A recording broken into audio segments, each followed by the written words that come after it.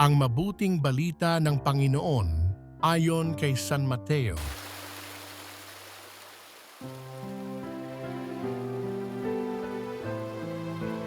Noong panahong iyon, lumapit ang isang lalaki, lumuhod sa harapan ni Jesus at ang sabi, "Ginoo, mahabag po kayo sa anak kong lalaki, siya po'y himatayin at lubhang nahihirapan kung sinusumpong sapagkat madalas siyang mabuwal sa apoy o kaya'y mahulog sa tubig.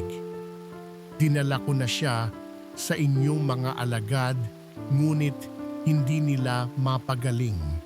Sumagot si Jesus, "Lahing walang pananampalataya at matigas ang ulo, hanggang kailan dapat akong manatiling kasama ninyo? Hanggang kailan ko kayo pagtitiisan? Dalhin ninyo rito ang bata."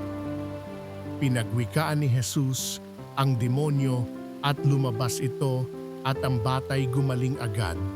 Pagkatapos ay lumapit ang mga alagad kay Jesus at nagtanong nang walang ibang nakaririnig, "Bakit hindi po namin mapalayas ang demonyo?" Sumagot siya, "Dahil sa kaliitan ng inyong pananalig.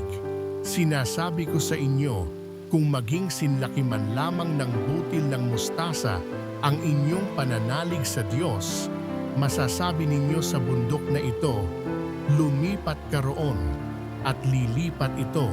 Walang bagay na hindi ninyo mapangyayari." Ang mabuting balita ng Panginoon